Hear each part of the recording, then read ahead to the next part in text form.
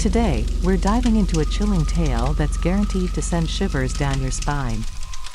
Imagine a group of unsuspecting miners, hired to accompany a professor into an ancient, abandoned mining area. What they thought would be just another job turns into a nightmare as they unwittingly awaken an ancient, malevolent force that had been resting undisturbed for centuries. One by one, they fall prey to the horror they've unleashed. What happens next? Let's unravel the spine-tingling story of The Deep Dark, 2024. The Forgotten Mines of 1856. In 1856, deep within the frigid northern French mines, a group of miners toiled away, their only goal to locate and detonate hazardous gas deposits. Among them was a miner who carried with him a small canary, a fragile bird used as an early warning for dangerous gases. As they delved deeper into the cold, dark tunnels, the miners sang songs to keep their spirits high, blissfully unaware of the ancient evil that lurked beneath their feet. One fateful day, a miner broke through a wall, revealing a new passage. His canary, once lively, was suddenly still, dead in its cage. Panic gripped the miner as he realized they had breached a pocket of toxic gas. The air in the tunnel was no longer safe. A local shaman was quickly summoned to inspect the ominous opening. Before venturing inside, the shaman performed a ritual, placing a protective doll at the cave's entrance and whispering ancient incantations to ward off evil.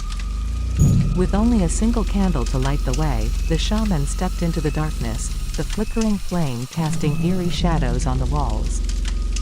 A new generation of miners, 1956.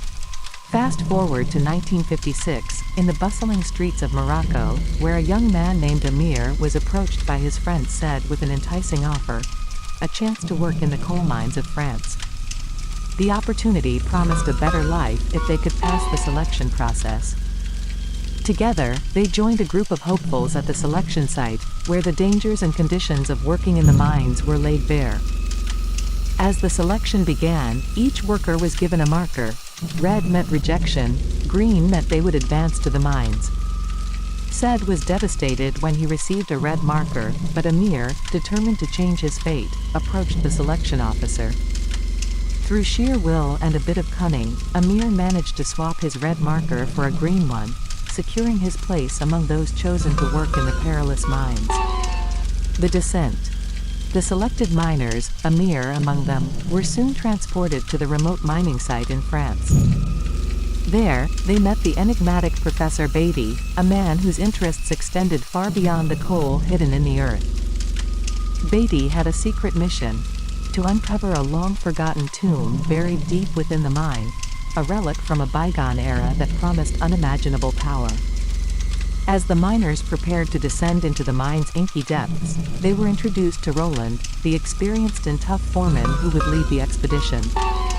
Alongside him were his trusted crew, Luis, Miguel, Santini, and Polo, men seasoned in the dangers of the underground world. Yet, none of them were prepared for the horrors that awaited them in the darkness below. The Forgotten Tomb. Deep underground, the miners labored tirelessly to reach the depth where Professor Beatty believed the ancient tomb lay hidden. As they dug deeper, the mine's sinister history began to resurface.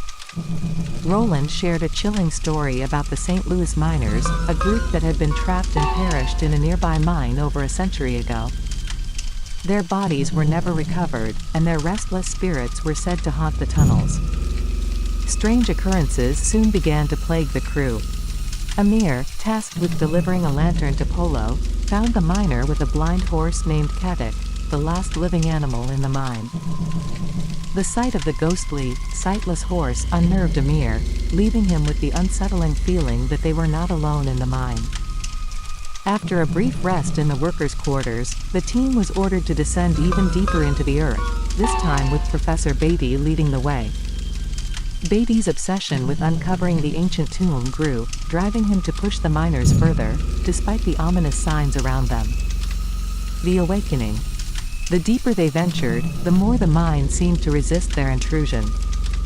Roland, wary of the dangers, warned Beatty that his crew would follow orders only as far as safety allowed. But Beatty was relentless.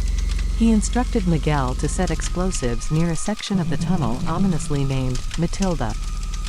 The explosion revealed a hidden chamber, and within it, the tomb Beatty had been so desperately seeking.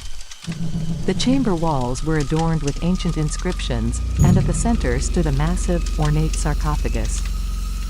Beatty, barely containing his excitement, ignored the growing unease among the miners.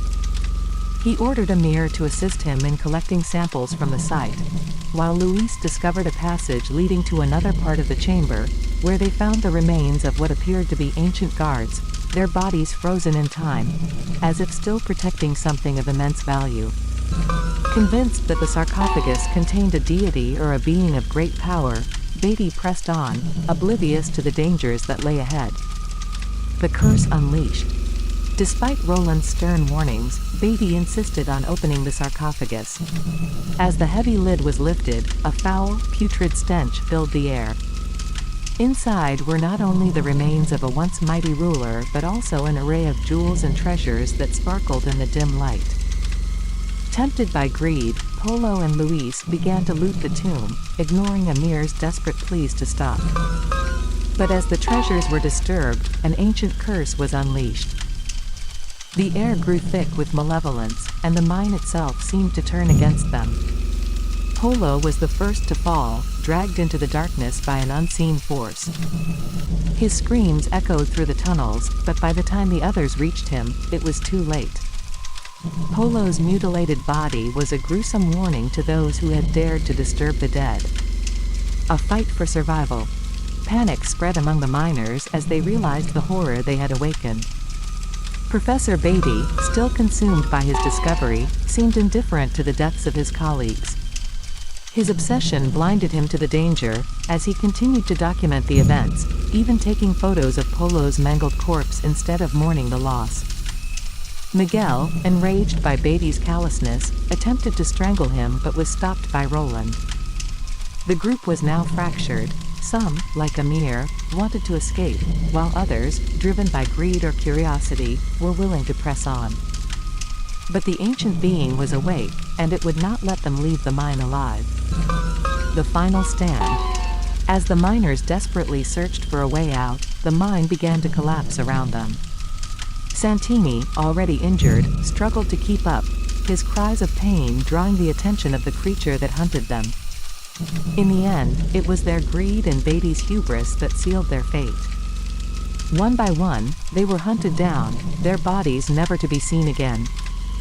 In a last-ditch effort to contain the evil, Amir tried to seal the tomb, pushing the heavy stone door shut. But as he struggled with the door, he felt the creature's breath on his neck. The story ends as a final, blood-curdling scream echoes through the mine, the screen fading to black.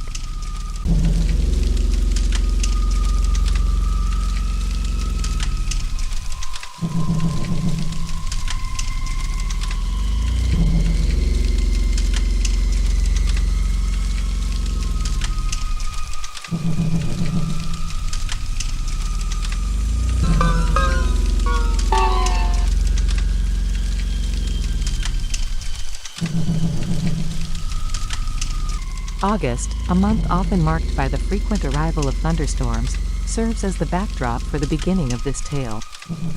These storms have always stirred a unique blend of emotions within me, a mixture of nostalgia intertwined with an undercurrent of apprehension. As a child, I would sit with my grandfather on the porch, captivated by the spectacle of the sky lighting up with flashes of lightning, accompanied by the distant rumble of thunder. The air, thick with the scent of rain mingling with the earthy fragrance of the ground, would envelop us, a scent that remains vividly etched in my memory. My grandfather himself had a distinctive aroma that I can still recall with remarkable clarity. It's fascinating how a simple fragrance can transport you back in time, to a specific moment, place, or feeling.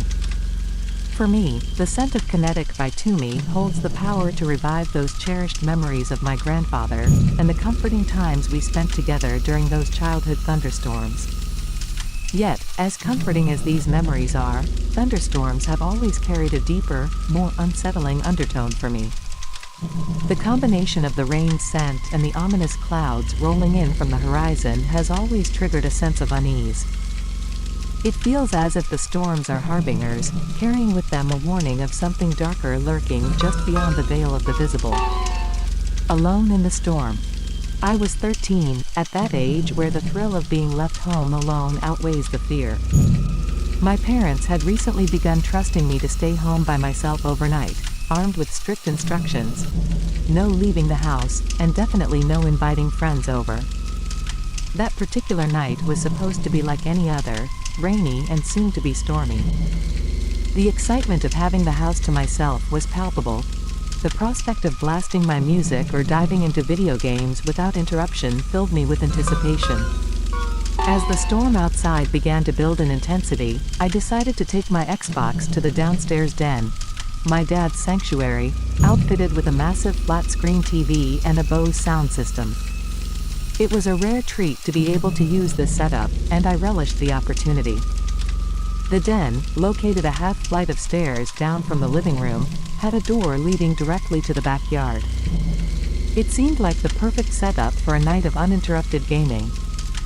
As the storm raged outside, I immersed myself in the virtual battlefield of Black Ops, playing online with my friend Cody.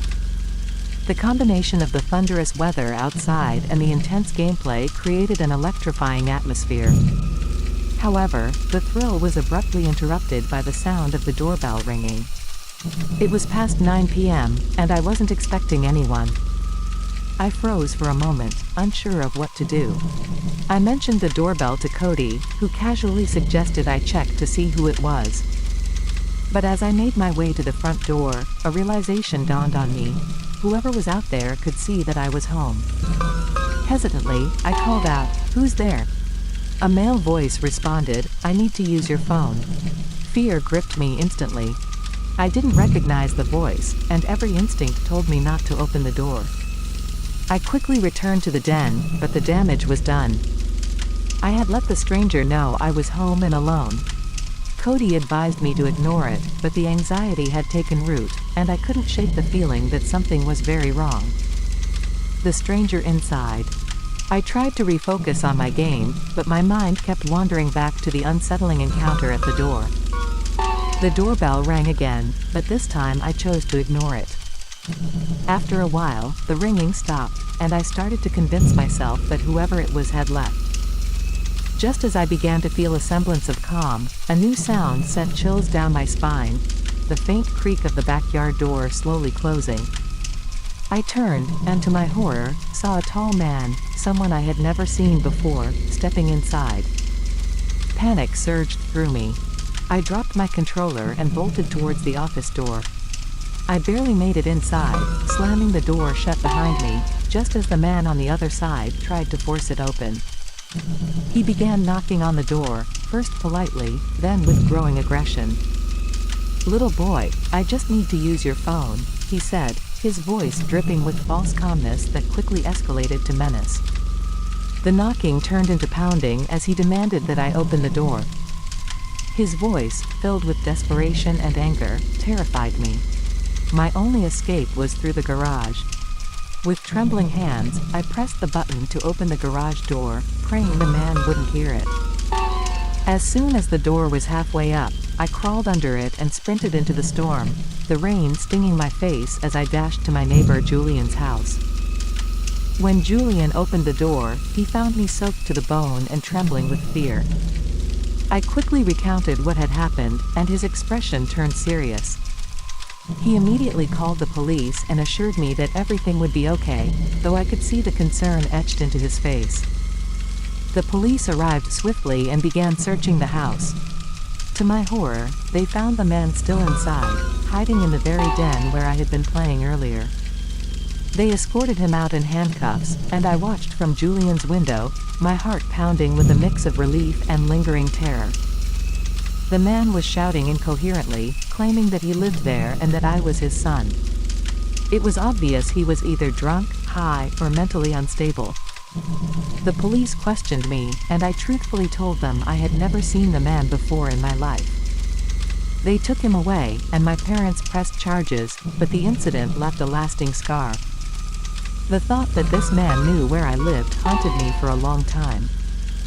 Even though it seemed like a random encounter, the fear that he might return never fully faded. The silent intruder. Months later, I found myself alone in the house once again. It was late, around 4 a.m., and a thunderstorm had just begun to unleash its fury. Suddenly, the power went out, plunging the house into complete darkness.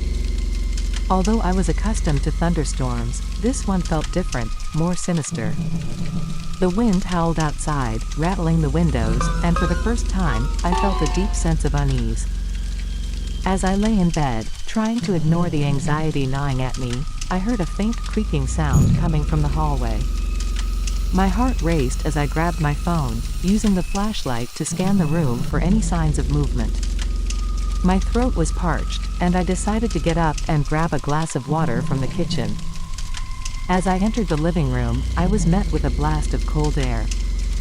The temperature had dropped drastically, and the room felt eerily quiet. I made my way to the kitchen, trying to ignore the growing sense of dread. When I reached the kitchen, I noticed something that made my blood run cold. The patio door was wide open. My first thought was that perhaps my grandfather had accidentally left it open earlier, but deep down, I knew that wasn't the case. I quickly shut and locked the door, then hurried back to my room, my heart pounding in my chest. I tried to convince myself that everything was fine, but the feeling that something was terribly wrong refused to leave me. As I lay back down in bed, I felt a sudden bump from under the mattress, followed by the creak of the bed springs. My breath caught in my throat as I slowly leaned over the side of the bed and peered underneath. What I saw will haunt me for the rest of my life. A woman, gaunt and with bloodshot eyes, was lying under my bed, staring up at me with a twisted grin on her face.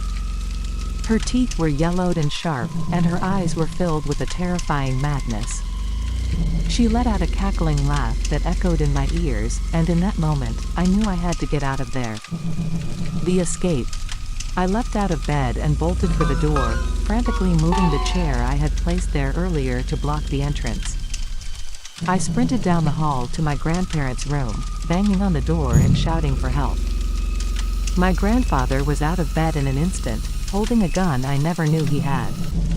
He quickly assessed the situation and moved to check the house.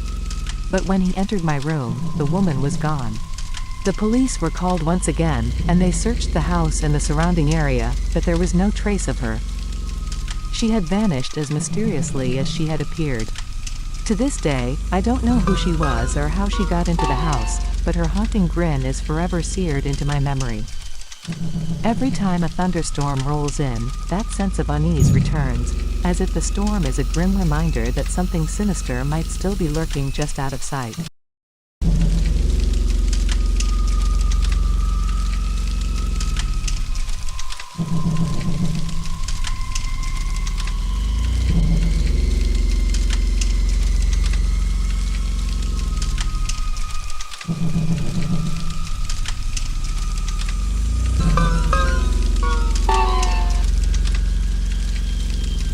The Another Ambient Rain video crafted to help you unwind or drift into sleep with minimal interruptions.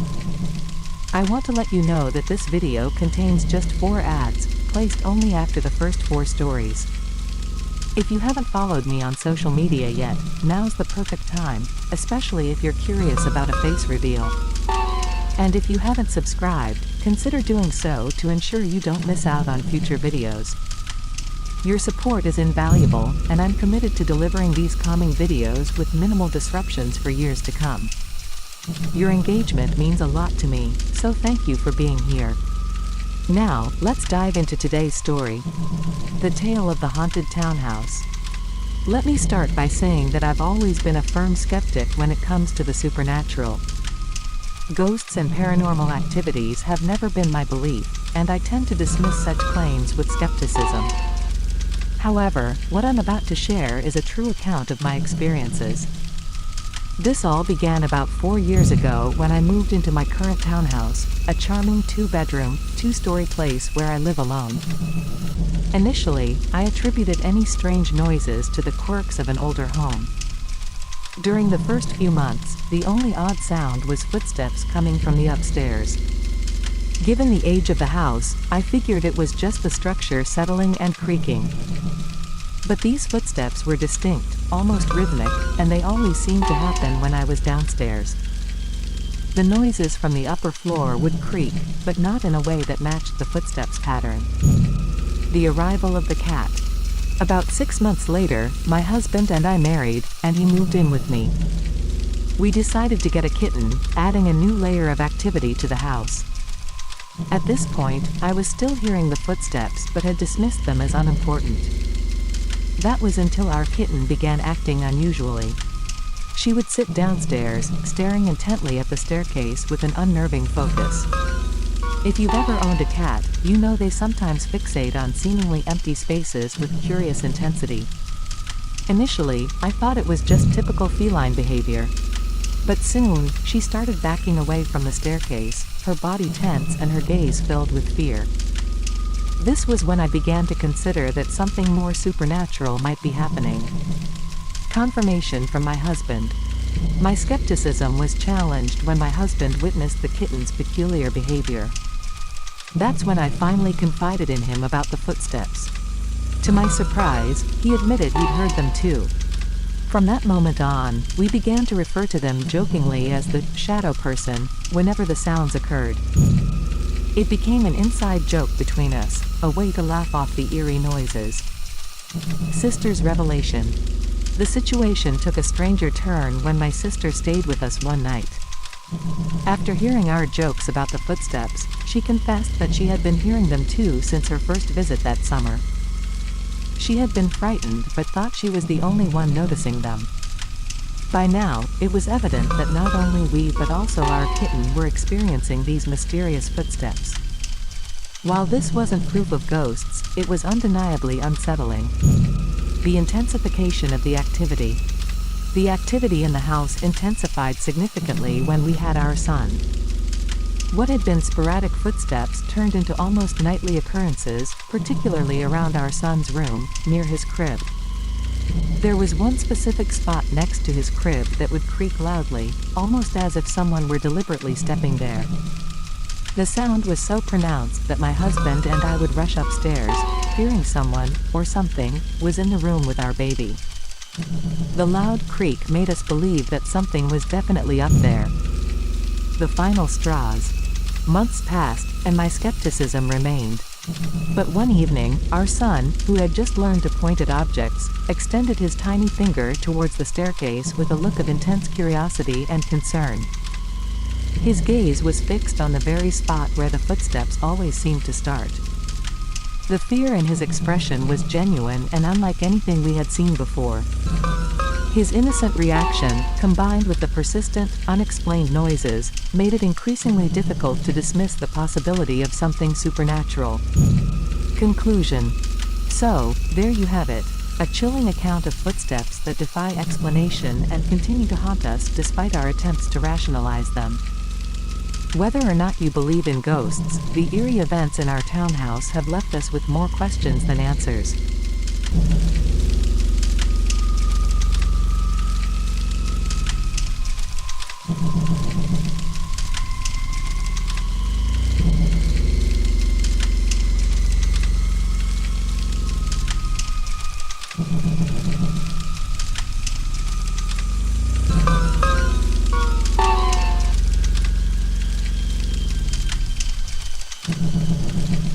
The thrill of venturing into the unknown had always been irresistible. After a night of horror movie marathons at my friend's house, our curiosity was piqued by the eerie allure of the abandoned housing block just down the street. Set to be demolished the next day, the entire area was surrounded by a high fence and posted with "Do Not Enter" signs. The houses, dark and foreboding, were tightly boarded up, as if something malevolent was locked inside. Despite the ominous warnings and the unsettling silence that enveloped the place, we couldn't resist the urge to explore. My friend, ever the adventurer, knew of a spot where we could slip through the fence unnoticed. As we entered the desolate block, the night air was thick with anticipation, and each creak of the rotting boards beneath our feet seemed to echo in the darkness. As we meandered through the shadowy streets, an uneasy sensation prickled the back of our necks, a chilling feeling of being watched. The houses loomed overhead, their broken windows staring back like hollow eyes. We moved cautiously, the darkness pressing in around us.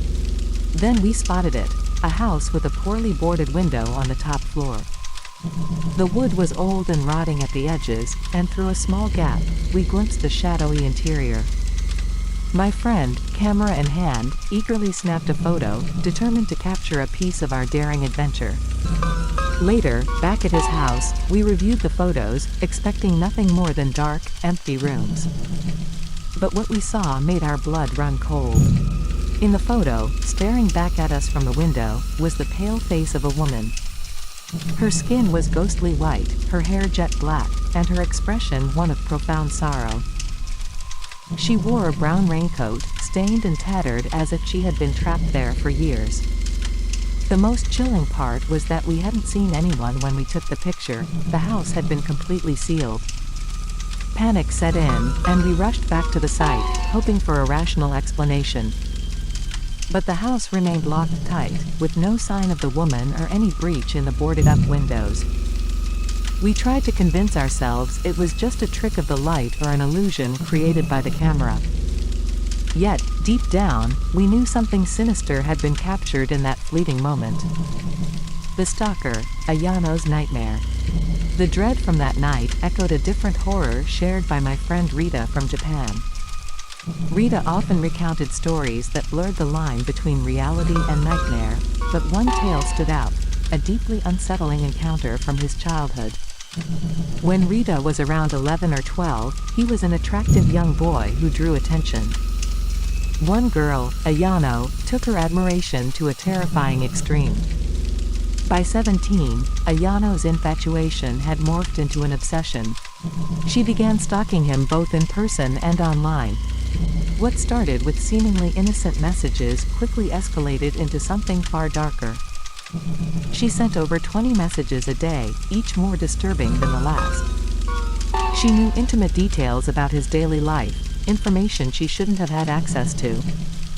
Desperate to escape, Rita abandoned his phone and social media, but Ayano's persistence was unrelenting. She inserted herself into his life by becoming his babysitter whenever his mother was away. Her behavior grew increasingly erratic, and she falsely claimed that Rita's mother had left the country, abandoning him in her care. Confused and desperate, Rita felt he had no choice but to stay with her. The situation took a terrifying turn when Ayano's parents disappeared, leaving her alone with Rita. Ayano began treating Rita as if he were her husband, engaging in disturbing and delusional games. She blindfolded him and left him in dark, silent rooms for hours at a time. On the 5th day, Rita saw a news report about his own disappearance and realized the horrifying truth of his situation. Before he could escape, Ayano returned, turning off the TV and dragging him back into his nightmarish confinement. Driven by sheer desperation, Rita managed to escape through a window, screaming for help. A passing couple heard his cries and called the police. They found Rita tied up and blindfolded in Ayano's bedroom. Ayano was taken away, but Rita never learned what became of her. Even now, the thought of Ayano fills him with dread. A chilling reminder that true terror doesn't always come from ghosts and monsters. Sometimes, it comes from the people around us.